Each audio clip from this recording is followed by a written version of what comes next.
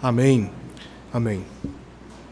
Meus irmãos, no nosso último estudo, foi baseado em Efésios capítulo 3, versos 14 ao verso 21, encerrando assim o capítulo 3, nós até aqui observamos algumas afirmações do apóstolo Paulo bastante encorajadoras.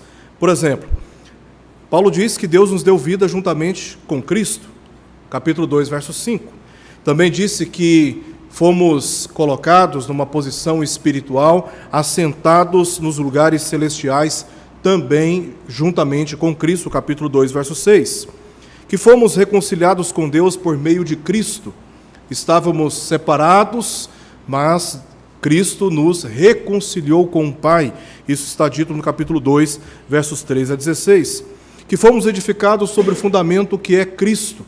Então, a nossa salvação, ela está fundamentada na pessoa do Senhor Jesus Cristo. E nada pode abalar esse edifício que somos nós, o corpo de Cristo, porque o nosso fundamento é sólido. E esse fundamento é apresentado como o próprio Senhor Jesus, capítulo 2, verso 20. Também, Paulo, ele revela o mistério de Cristo, que é a redenção dos gentios. A promessa que fora dada aos antepassados, aos judeus, essa promessa se estende também aos gentios, e essa palavra de Paulo, trazendo a revelação de Cristo, foi muito encorajadora para aqueles cristãos.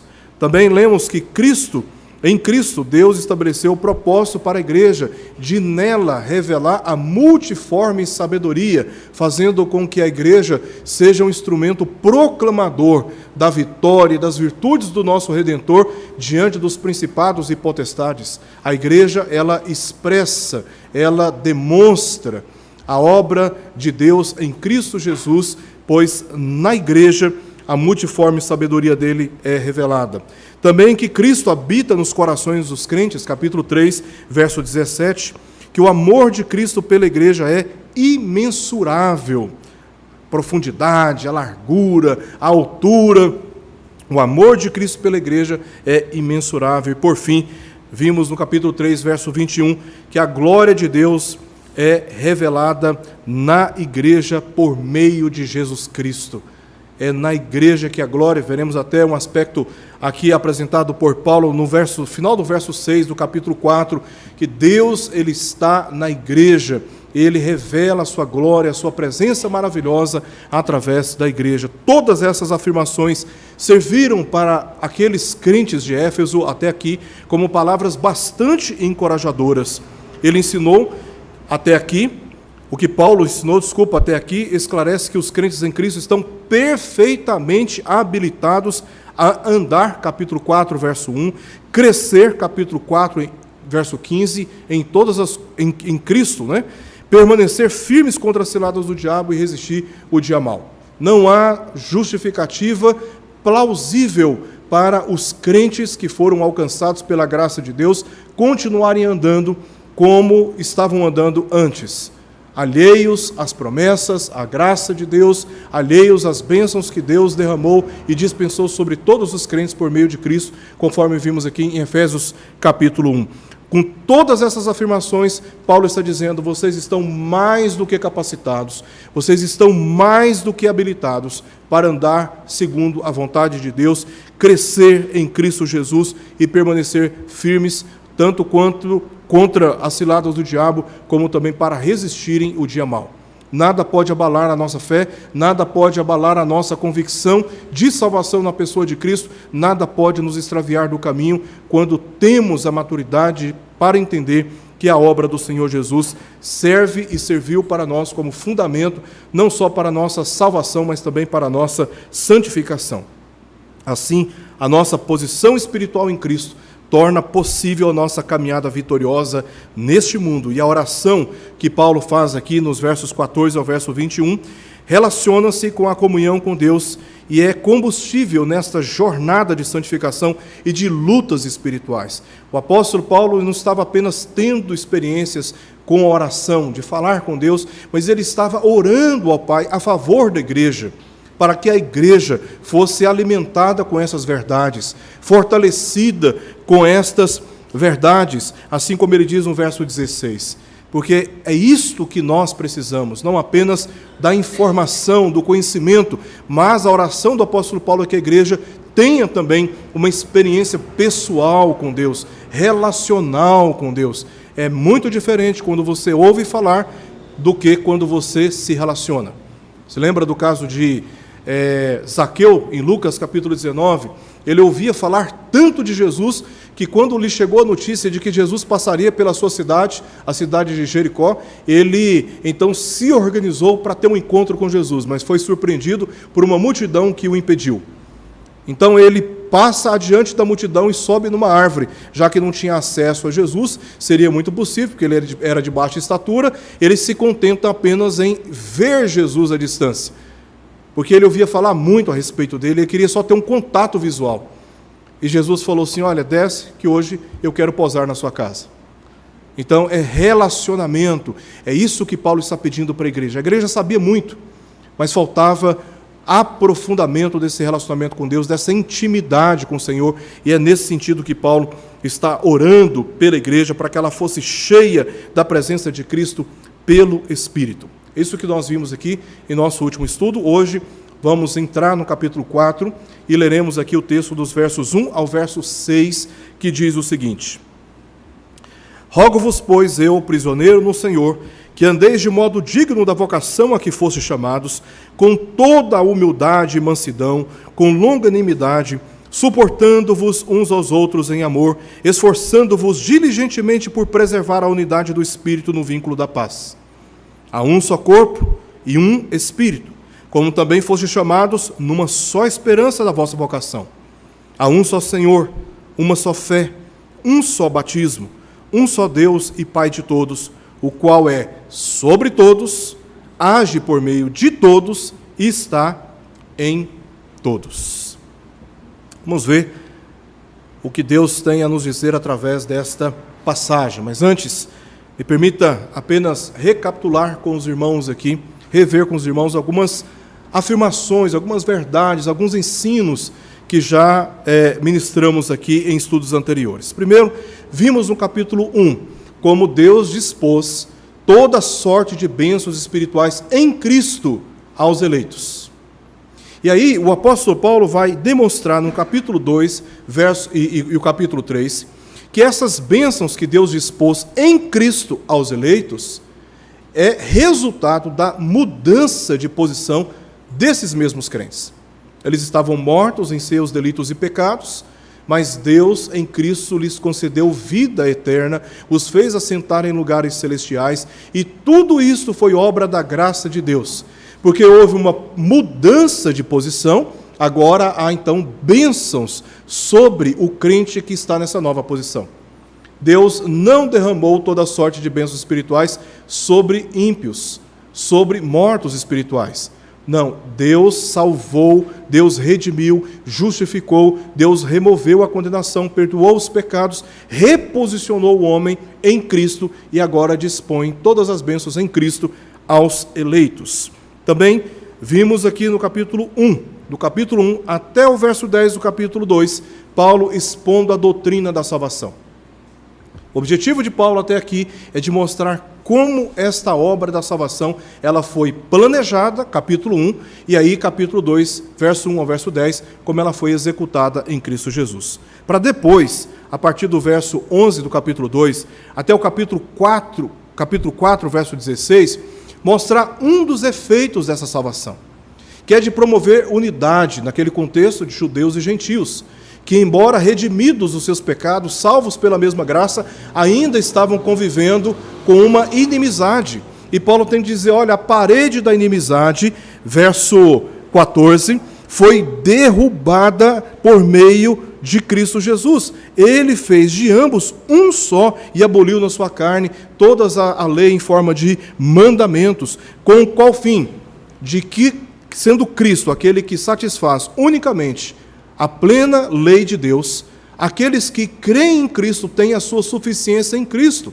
E assim, judeus e gentios, que antes estavam em inimizade com Deus, tendo sido reconciliados com Deus, agora possam experimentar a unidade entre eles. E o apóstolo Paulo mostra como essa obra da salvação, ela produz no coração da igreja esse anseio pela unidade, esse desejo de reencontrar uns aos outros, de confortar uns aos outros, de instruir uns aos outros, de orar uns pelos outros, de amar uns pelos outros, de socorrer uns aos outros, de saudar uns aos outros. Ou seja, o apóstolo Paulo mostra que a unidade da igreja é resultado da obra do Senhor Jesus Cristo. Porque não é possível você falar que ama a Deus e odeia o seu irmão. Se você ama a Deus, o resultado natural é que você vai amar o povo de Deus. Você vai ter prazer na igreja, você vai ter alegria de ir para a casa de Deus, lhe prestar culto, mas também para comungar deste dever de prestar culto a Deus juntamente com o seu povo, juntamente com os demais irmãos. E agora, meus irmãos, nós temos uma outra ênfase que eu gostaria de dar, é que dos capítulos 1 ao capítulo 3, o apóstolo Paulo está enfatizando a doutrina da salvação como fundamento para a doutrina da santificação. Isso nós vemos nos capítulo 4 até o capítulo 6, encerrando assim a epístola. Então ele primeiro lança o fundamento, ele conscientiza para depois fazer exigências, exortações e cobrar da igreja uma postura com base naquilo que já foi tratado, ensinado, conscientizado acerca da salvação. Basicamente, o que ele está enfatizando é que a vida cristã ela não é uma vida meramente informada. Não se trata apenas de fazer cursos, participar de congressos, sentar no banco da igreja aos domingos, ouvir a palavra de Deus e assim acumular informações. A vida cristã ela não se baseia apenas em acumular informações das Escrituras. E às vezes saímos da igreja dizendo, gostei da palavra, aprendi muitas coisas hoje, mas a pergunta que precisamos fazer é, o que eu agora farei a partir dessa consciência que eu tenho na palavra do Senhor? Então, basicamente, o que Paulo mostra na estrutura dessa epístola é que a vida cristã ela não é baseada meramente em acumular informações. Ela é também baseada em transformação.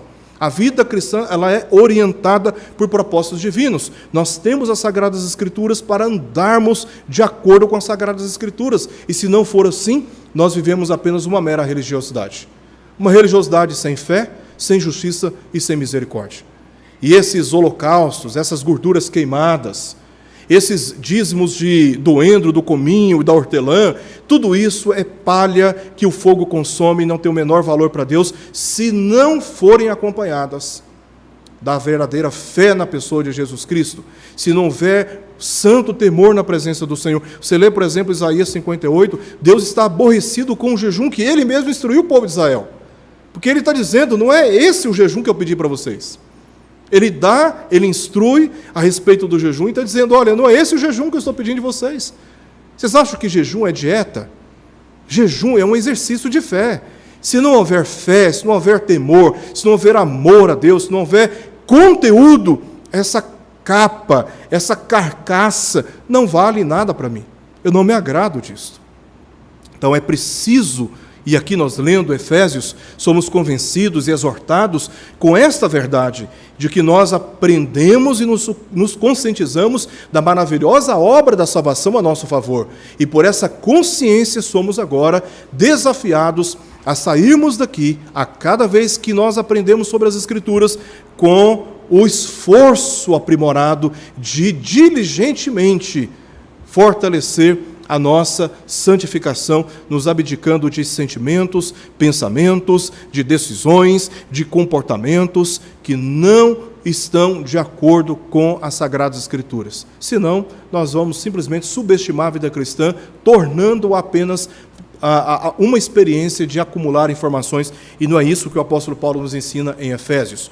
E agora, a partir do capítulo 4, verso 1, nós veremos como esta consciência da salvação deve ser aplicada no nosso esforço pela santificação. É isso que ele trata aqui nessa epístola, tendo explicado a unidade dos crentes judeus e gentios como uma só igreja, é que nós lemos capítulo 2, verso 11, até o capítulo 3, verso 13, e orado por essa unidade, ele termina o capítulo 3, orando a favor dessa unidade. Paulo passou a orientar como deveriam andar. E aí você que está com a Bíblia aberta, você pode conferir rapidamente. No verso 1 ele fala, rogo-vos, pois eu, prisioneiro no Senhor, que andeis. Aí você vai lá para o verso 17, Paulo diz: isto, portanto, digo no Senhor testifico, que não mais andeis como andam os gentios. E aí você vai para o capítulo 5, verso 2, ele diz: andai em amor, como também Cristo nos amou e se entregou a si mesmo por nós, como oferta e sacrifício a Deus em aroma suave. Agora vai para o verso 8 do capítulo 5, pois outrora erais trevas, porém agora sois luz no Senhor, andai como filhos da luz. Vocês agora, como filhos de Deus, precisam andar em coerência com a nova posição que em Cristo Jesus vocês ocupam. E ainda no capítulo 5, verso 15 agora, Paulo diz: portanto, vede prudentemente como andais. A ênfase de Paulo é viver na prática aquilo que vocês se conscientizaram quanto à unidade de fé e fraterna. A vida cristã é comparada aqui pelo apóstolo Paulo como uma caminhada. Por quê? Porque a vida cristã verdadeira exige exercício de fé, exige também direcionamento. A fé nos salva, a palavra de Deus nos guia e nós temos uma esperança, nós temos uma finalidade, nós temos um propósito. A nossa esperança é de sermos apresentados no dia de Cristo, conforme Ele mesmo diz. Aí, cadê? Agora eu não vou achar. Estou confundindo com o texto de Colossenses. Texto de Colossenses, o apóstolo Paulo, ele diz assim, verso 22 do capítulo 1, vos reconciliou no corpo da sua carne mediante a sua morte, para apresentar-vos perante ele santos, inculpáveis e irrepreensíveis. Essa é a nossa esperança. Nós temos uma fé que Deus nos deu, que mudou a nossa posição. Temos uma direção relacionada agora com a nossa santificação e nós temos uma esperança que tem a ver com a obra completada da nossa própria salvação. Quando Cristo vier, for revelado nos céus gloriosamente com as miríades dos seus santos anjos para resgatar o seu povo na terra e nos juntar assim com aqueles que já foram e estão na presença do Senhor. E ali, meus irmãos, nesse momento de resgate da igreja, ter o nosso corpo transformado, ter da nossa alma a retirada, a remoção completa de toda mácula do pecado. E nunca mais estaremos sujeitos à dor, nunca mais estaremos sujeitos ao luto e nunca mais estaremos sujeitos às lágrimas de tristezas. Porque o pecado, bem como todos os seus efeitos, serão completamente removidos da nossa existência e assim poderemos experimentar para todo sempre da presença gloriosa de Deus, segundo os méritos e os louvores que serão cantados na presença do Cordeiro de Deus pelos séculos dos séculos, para todo sempre. Esta é a nossa esperança. A nossa esperança não está nessa terra, a nossa esperança não está neste mundo, a nossa esperança não está nas vantagens que podemos obter dessa sociedade. A nossa esperança está no dia de Cristo. E é isso que o apóstolo Paulo mostra, a vida cristã, ilustra a vida cristã. Uma vida que tem como ponto de partida a fé em Jesus, que tem um direcionamento santificador e tem uma finalidade que é a nossa esperança em Cristo Jesus. Se não aprendermos a andar, não seremos capazes de permanecer firmes contra as ciladas do diabo e também de resistir o dia mal, algo que ele vai falar lá no capítulo 6, versos 11 e verso 13. E aqui da nossa passagem estou dividindo em duas grandes argumentações, ao que me parece. Essa estrutura está muito clara no texto, versos 1 ao verso 3, ele mostra o caminho da unidade da fé. Capítulo 4, verso 1 ao verso 3 de Efésios, ele mostra aí o caminho da unidade cristã. Para depois mostrar o fundamento, os 7 elementos da unidade cristã, versos 4 até o verso 6. Vamos ver cada um desses pontos. Primeiramente, o caminho. Ele fala: rogo-vos, pois, eu, prisioneiro do Senhor, que andeis de modo digno da vossa vocação a que foste chamados. Então ele vai mostrar o caminho, esse caminho, pelo qual os crentes precisam agora andar, verso 1, verso 2. Então nós fomos chamados da morte espiritual para a vida, e por fim, chamados para integrar um só corpo. Capítulo 2, verso 16, e reconciliar-se ambos em um só corpo com Deus, Capítulo 3, verso 6, a saber, esta é a revelação do mistério de Cristo, a saber que os gentios são co-herdeiros, membros do mesmo corpo e co-participantes da promessa em Cristo Jesus por meio do Evangelho. Capítulo 4, verso 4, há somente um corpo. E capítulo 5, verso 30, o apóstolo Paulo insiste em dizer, porque somos membros do seu corpo, o corpo de Cristo. Então, Paulo está mostrando que houve uma mudança de posição. Estávamos mortos, agora recebemos vida. E por causa desse primeiro chamamento, nós recebemos no conjunto um segundo chamamento, que é um chamamento para a unidade da igreja, para a comunhão da igreja, a comunhão dos santos. Nós somos chamados para participarmos, integrarmos o corpo de Cristo, que é a igreja. Capítulo 4, verso 12, capítulo 5, verso 23 e versos 29 a 30 do mesmo capítulo. Portanto, a exortação que Paulo apresenta aqui, para que andemos de modo digno da nossa vocação, diz respeito à coerência entre a fé professada e a fé demonstrada. Eu professo crer e ando em conformidade com essa mesma profissão. Particularmente aqui, nesse texto que nós lemos, a ênfase de Paulo, aliás, isso vai seguir aí o capítulo 4, até o verso 24, basicamente, até o verso 16, o capítulo 4, a preocupação de Paulo é mostrar como particularmente esta vocação para andar de modo digno dela envolve essa preocupação e esse comprometimento com a unidade da igreja, com a comunhão com a igreja. E não temos que fazer algo para promover a unidade. Esta unidade, ela já foi estabelecida pelo Senhor Jesus. Essa unidade, ela já foi estabelecida. Em outras palavras, o caminho já foi aberto, as bases já foram lançadas. Tudo que nós precisamos fazer agora é desfrutar eficazmente dessa comunhão. A comunhão já está aí, à disposição de todos nós. A comunhão dos santos, de integrar a comunhão dos santos.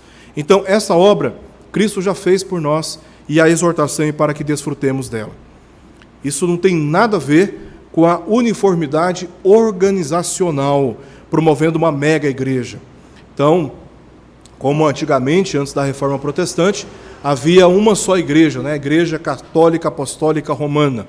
Uma igreja no mundo todo, uma mega igreja. Então, todos aqueles que discordam, que têm alguma divergência, é excluído da igreja e, por consequência, perde o direito à salvação. E quando não eram perseguidos, quando não eram torturados e aprisionados. Então, não se trata aqui de uma uniformidade institucional. O apóstolo Paulo está tratando de uma unidade de fé em Cristo. O que nos une não é a nossa instituição presbiteriana. O que nos une é a nossa fé em Cristo Jesus.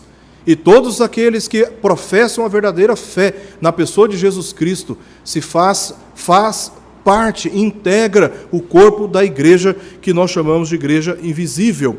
Então, esta é a comunhão que Paulo aqui se refere, a comunhão com os outros crentes, como expressão dessa fé em Cristo Jesus. E como deve viver o cristão, ou como o cristão deve praticar esta busca pela unidade da fé. E aqui nós temos na estrutura do texto uma exortação: andeis de modo digno da vossa vocação, é a exortação que ele faz, e a estrutura do texto é muito clara para nos dizer que Paulo ele apresenta dois meios. O primeiro meio de vivermos essa experiência de andar de modo digno da nossa vocação é com toda a humildade e mansidão. Veja que ele usa essa palavra com toda e também com longanimidade. Então aqui ele estabelece o meio. A exortação é esta, o meio é este, agora existe também um modo. E esse modo está claro gramaticalmente no texto: suportando em amor e preservando a unidade.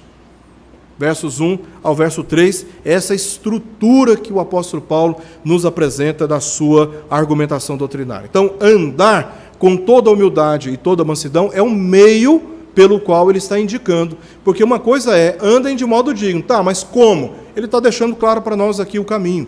E o caminho é este: Vocês andam de modo digno da sua vocação, com toda humildade e toda mansidão. A sociedade incrédula, a sociedade em geral, aí fora, geralmente considera a humildade uma fraqueza. E por essa razão, o humilde é visto geralmente como pobre. Se você fala assim para alguém, o Igor é uma pessoa humilde, geralmente o que passa na cabeça? Ele é um pedinte, ele é um mendigo, né? Ele é uma pessoa muito pobre, um miserável. Porque a sociedade, ela associa a humildade como uma fraqueza socioeconômica.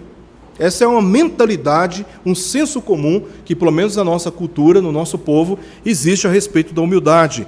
Mas muitas vezes o humilde é visto como aquele que é covarde. Não é aquela pessoa destemida, ousada, que tem posicionamento sobre tudo. Não. O humilde é aquele que se apresenta como sempre a uma pessoa que tem algo a aprender, que valoriza ouvir mais do que falar. Então ele é um covarde. Aqueles que se precipitam na fala, aqueles que tomam frente de tudo, aqueles que falam pelas ventas, geralmente são vistos como pessoas mais confiantes. O humilde muitas vezes é visto como aquela pessoa covarde, desprezível e até inútil. É uma pessoa humilde.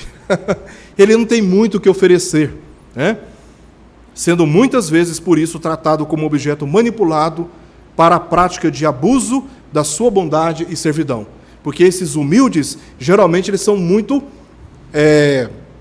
dispostos a servir, e de forma desinteressada, não importando a sua condição socioeconômica, acadêmica. Pessoas humildes são prontas a servir e não estão preocupadas com a aparência, com a sua publicidade, não estão preocupadas com o que elas podem ganhar ou não. Então, essas pessoas geralmente são muito exploradas. Porque uma pessoa que não é humilde, ela é cheia de regras, ela é cheia de direitos, ela é cheia de limites.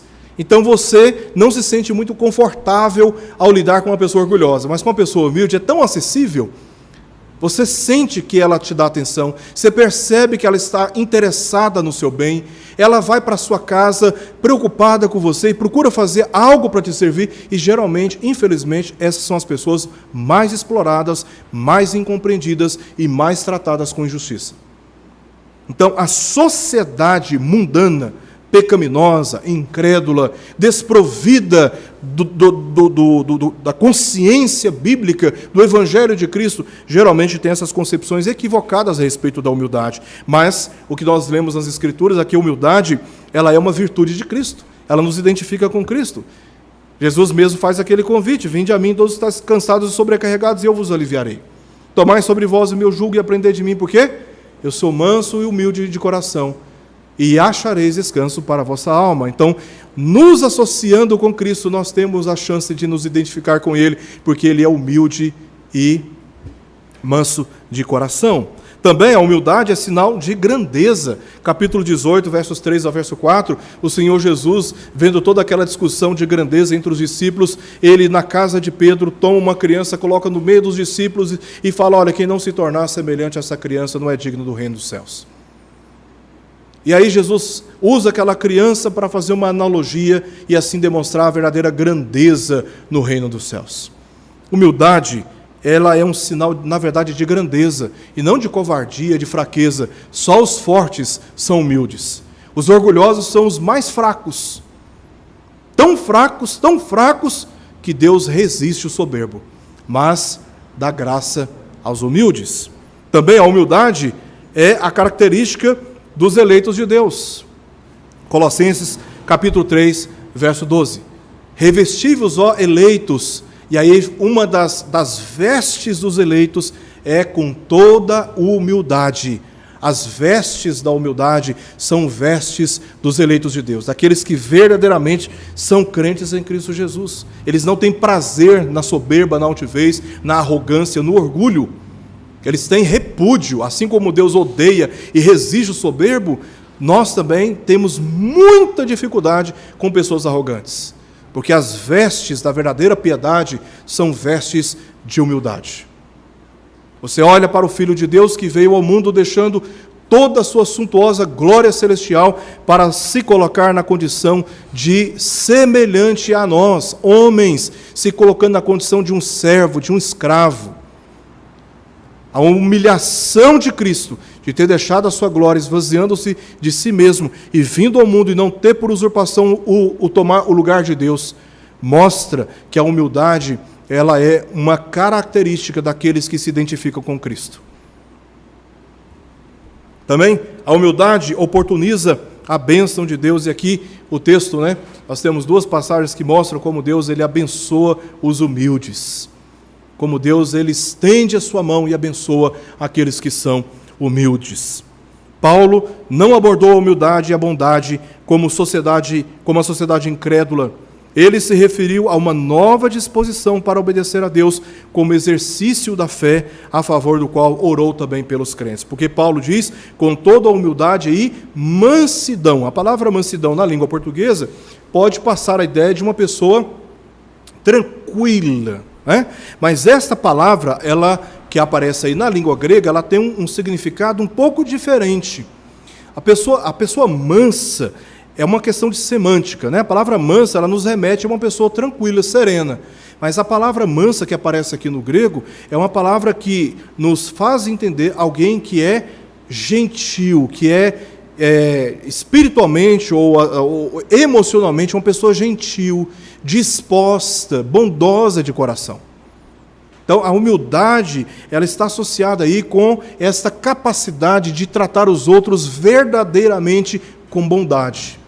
Essa é a ideia que a palavra nos passa, E isso está imediatamente associado aí com essa nova disposição de obedecer a Deus. Eu não vou ficar mais lutando com Deus, eu não vou ficar arrumando mais argumentos para reinterpretar o texto bíblico a fim de me esquivar de certas responsabilidades e manter o meu padrão de vida, manter os meus valores. Não, o humilde é aquele que tem a capacidade de olhar honestamente para si, reconhecer as suas deficiências e se sujeitar às diretrizes e às direções que a palavra de Deus nos dá. Da mesma forma, no trato uns com os outros na igreja, ele é sempre um aprendiz.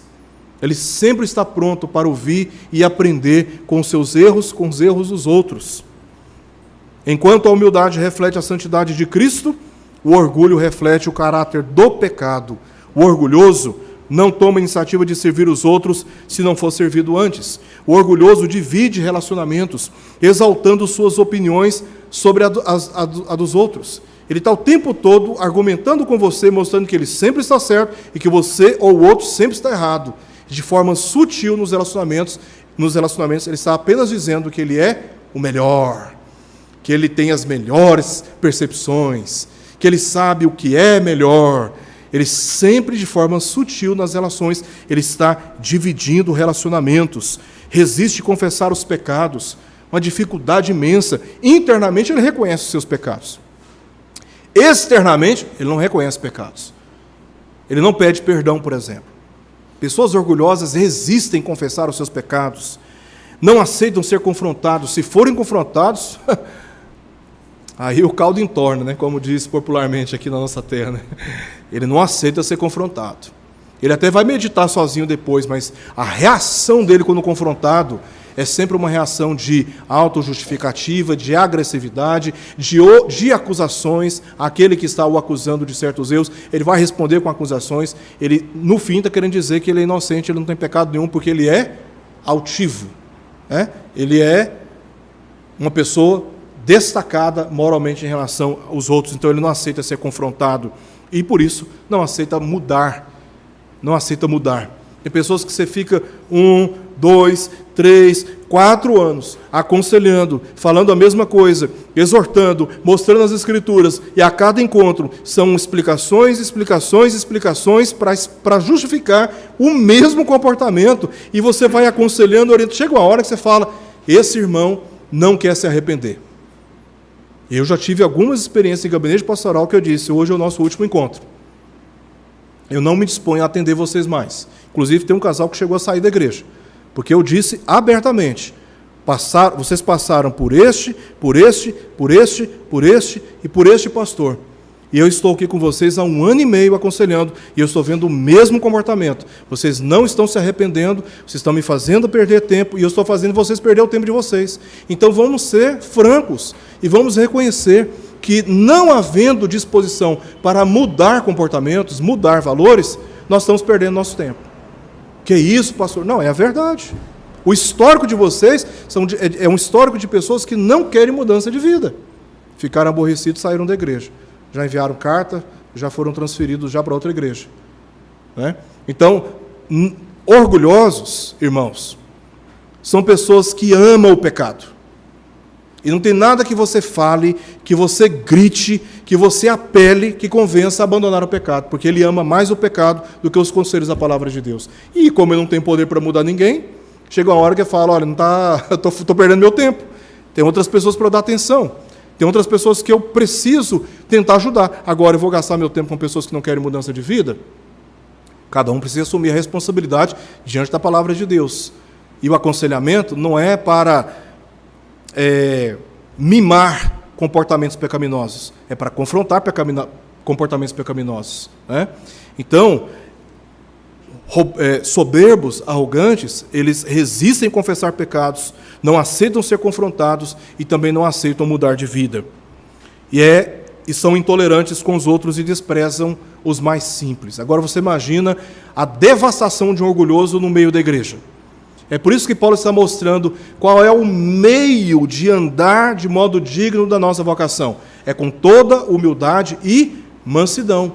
Porque se nós não formos assim, nós não conseguimos viver em unidade.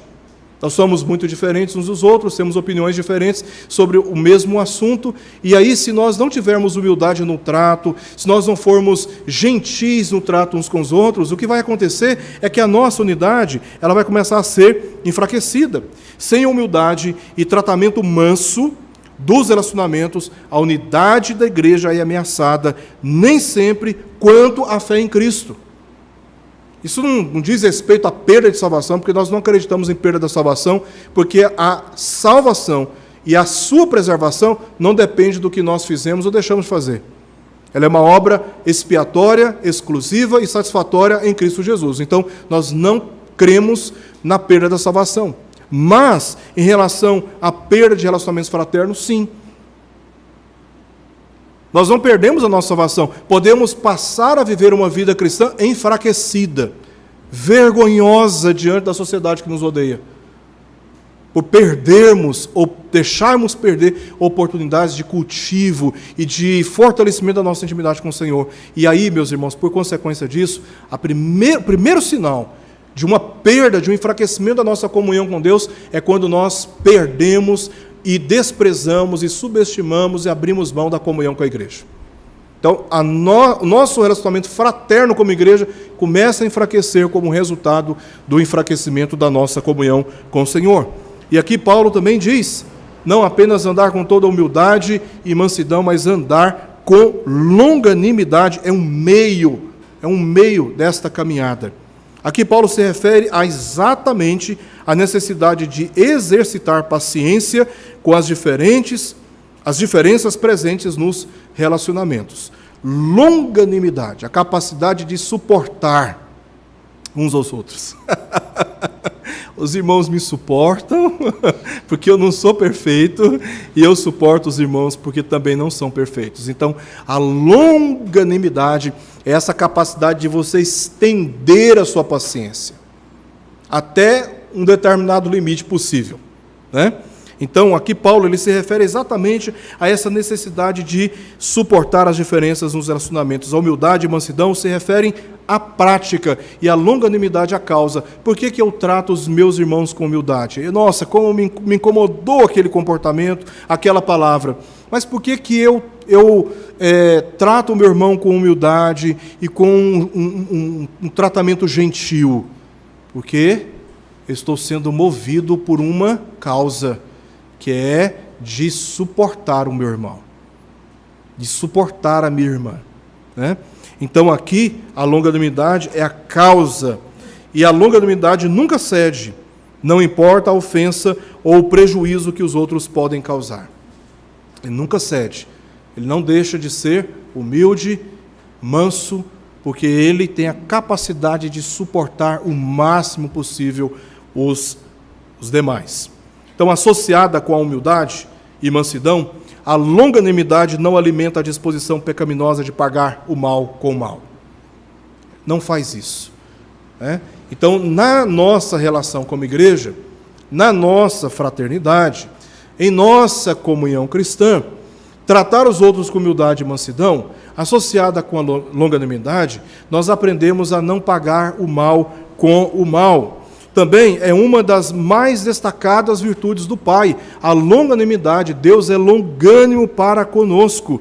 Também virtude presente no Filho e no Espírito. Assim, o longânimo, ele dá testemunho da sua unidade com Deus. Ele está unido com Deus, ele aprende com Deus, ele cresce em Deus, ele é santificado em Deus e ele se torna cada vez mais manso, humilde, sendo longânimo no trato dos relacionamentos.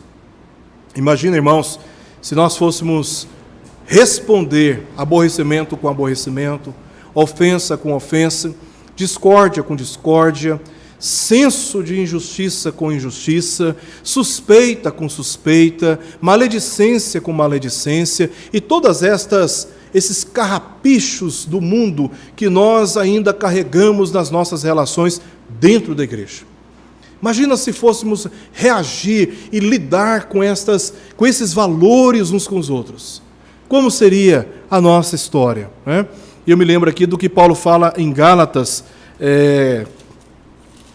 aqui para trás, né? Gálatas, Paulo diz assim, olha, porque vós, irmãos, fostes chamados à liberdade, porém não useis, capítulo 5, verso 13, não useis da liberdade para dar ocasião à carne, sede antes servos, humildade, mansidão, longanimidade, sede servos uns dos outros pelo amor, verso 14 do capítulo 5, porque toda a lei se cumpre em um só preceito, a saber, amarás o teu próximo como a ti mesmo. Se vós, porém, vos mordeis e devorais uns aos outros, vede que não sejais mutuamente destruídos. Destruídos. Então, quando nós andamos na presença de Deus, observando a sua santa palavra, em obediência a ela, meus irmãos, nós aprendemos a não responder o mal com o mal. Nós aprendemos a responder o mal com o bem. E é por isso que Paulo está dizendo, olha, como vocês andem em conformidade com a vocação de vocês. É não respondendo o mal com o mal, antes agindo com humildade e mansidão e também com toda longanimidade. Por estas e outras razões, a longanimidade pavimenta o verdadeiro caminho pelo qual os crentes são chamados a andar. Em seguida, Paulo explicou o modo como a humildade e mansidão, bem como a longanimidade, devem ser exercitadas nos relacionamentos cristãos, especialmente na igreja. Ele diz, e aí agora é o modo, não é mais o meio, mas o modo, é suportando os outros em amor e preservando a unidade do Espírito no vínculo da paz. Jesus, ele derrubou a parede da separação através do seu sacrifício, e assim promoveu a paz, unindo crentes ao mesmo Deus. Todos nós estamos unidos ao mesmo Deus e não faz menor sentido, não é coerente andarmos divididos uns com os outros, andarmos separados uns dos outros, afastados da comunhão. Aliás, o apóstolo Paulo diz no verso 12 do capítulo 2, que essa era a condição de outrora, quando nós não tínhamos ainda experimentado a graça da salvação. Naquele tempo estavais sem Cristo, separados da comunidade de Israel, vocês não estavam em comunhão com o povo de Deus, o povo da aliança. Mas o que Cristo fez foi unir vocês, integrar vocês no mesmo povo. Por isso ele diz no verso 6 do capítulo 3, agora vocês são co-herdeiros, membros do mesmo corpo e co-participantes da promessa em Cristo Jesus por meio do Evangelho. Então agora vocês estão unidos, e isso é obra de Cristo. Cristo promoveu a paz, unindo crentes ao mesmo Deus. Essa consciência de que a salvação foi a favor de judeus e gentios é a consciência de que ambos estavam nas mesmas condições condenatórias do pecado. Gentios estavam condenados no pecado. Capítulo 1 de Romanos. Os judeus também estavam condenados no pecado. Capítulo 2 de Romanos. Capítulo 3 de Romanos, verso 23. Qual é a conclusão de Paulo? Todos pecaram e carecem da glória de Deus. Ora, se todos pecaram e todos foram alcançados pela graça da salvação, libertos da graça e salvação, então eu não tenho o direito de me sentir nem menor, nem maior do que o meu irmão, porque todos nós estávamos nas mesmas condições condenatórias e fomos alvos da mesma graça da vida. Então quem sou eu para me sentir melhor do que os meus irmãos? É muito infantil da nossa parte tratar os nossos irmãos como sendo inferiores a nós, né? Temos que reconhecer que os nossos irmãos foram alvos da mesma graça que nós. Nenhum é melhor ou mais importante que o outro. Por essa razão, todos os crentes devem aprender a suportar uns aos outros em amor, tendo em vista o alto preço que Cristo pagou na cruz para que houvesse paz com Deus e uns com os outros. Dissensões doutrinárias infantis, intolerância a diferenças secundárias da fé, partidarismo dentro da igreja, preconceitos insensatos a outras denominações. Nós somos presbiterianos, agora eles não, eles são batistas, né? Eles são da Assembleia de Deus, da Igreja Deus e Amor, da Igreja Metodista, da Igreja Menonita, da Igreja Videira, da Igreja não sei o quê. Nós não, somos a nata, somos os melhores.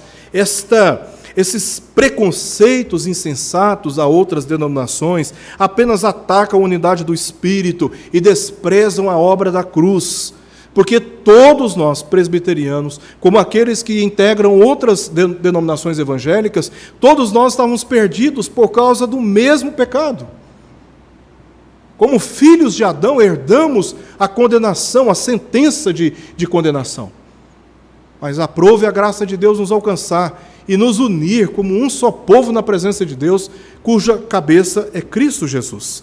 Então, para estabelecer quais as bases da unidade cristã e prevenir os cristãos contra condutas que atacam a unidade no corpo de Cristo, Paulo expôs os elementos que constituem a base essencial da fé cristã. E são 7 bases. Primeiro, há um só corpo.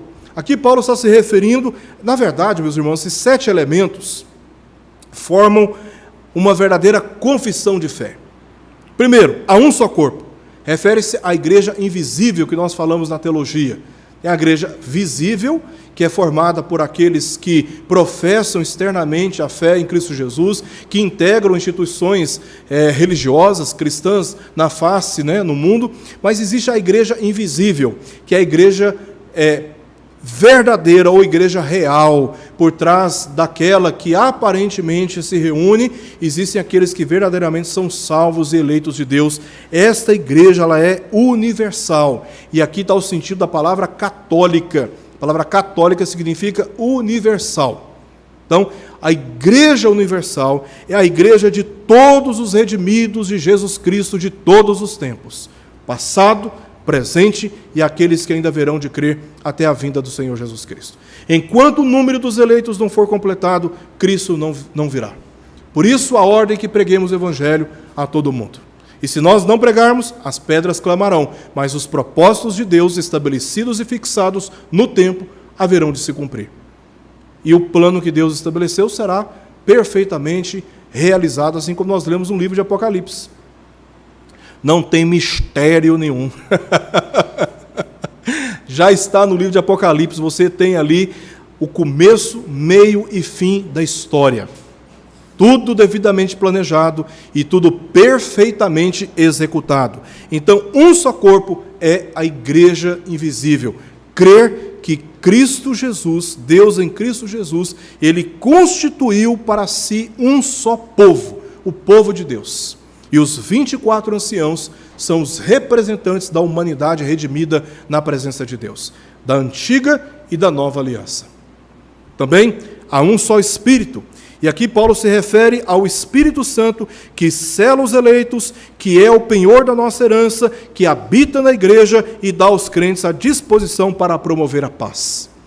Crente cheio do Espírito não tem prazer na dissensão, não tem prazer na divisão, na falta de comunhão. O crente cheio do Espírito Santo tem prazer em promover a paz e não o ódio, a dissensão entre os irmãos. Também fomos chamados numa só esperança, e se refere aqui à comum expectativa escatológica. Capítulo 1, verso 4, nós lemos: assim como nos escolheu nele antes da fundação do mundo. Qual que é a expectativa escatológica aqui, irmãos, que nós temos? Para sermos santos e irrepreensíveis perante ele e em amor. Aí vai falar vai fazer as demais afirmações.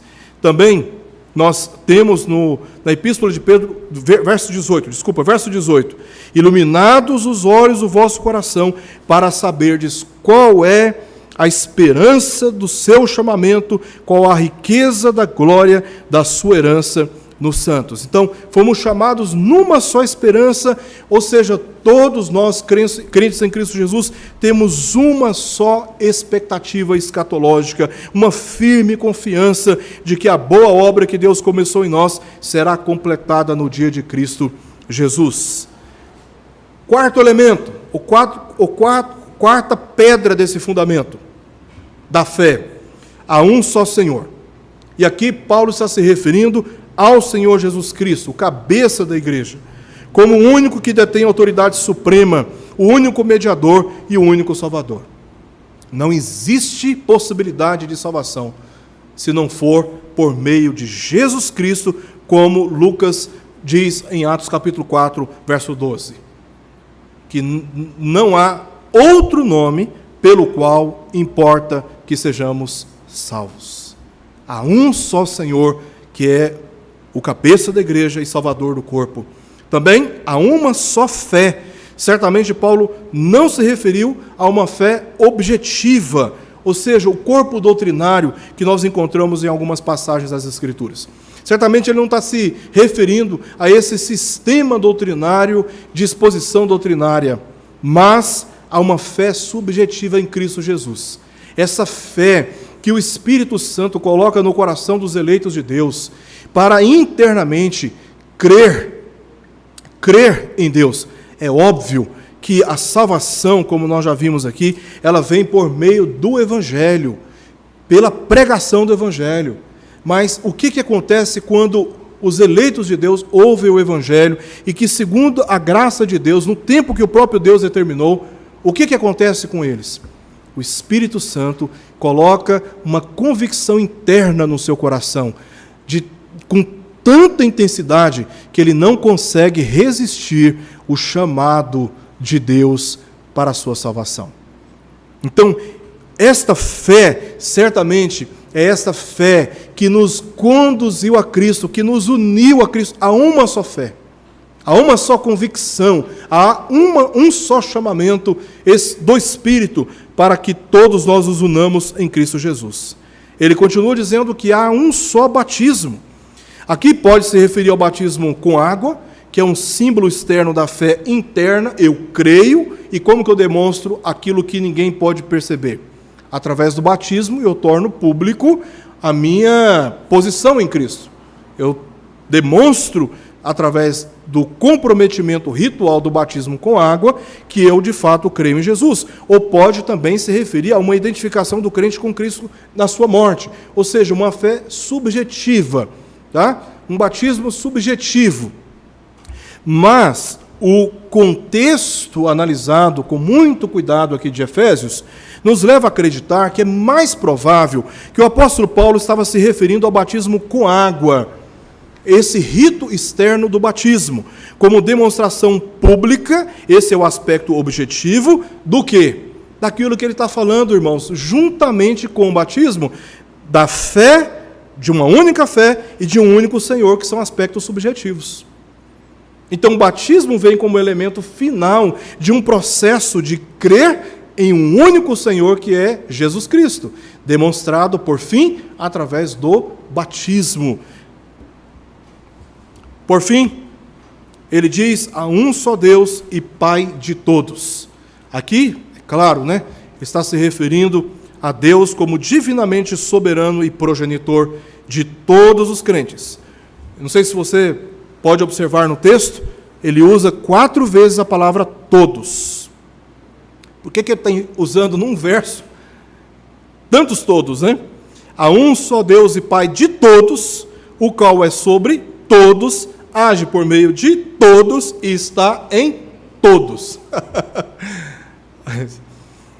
Isso aqui é Uma coisa que a gente aprende na leitura e interpretação de textos bíblicos, essa repetição de palavras que distingue essa repetição de outros contextos imediatos e um pouco remotos dentro do mesmo livro, nos chama a atenção para uma intenção. Qual seria a intenção do apóstolo Paulo de enfatizar num só verso 4 vezes a palavra todos? Certamente ele está aqui enfatizando a relação particular do Deus Pai com todos os que creem em Cristo e foram batizados.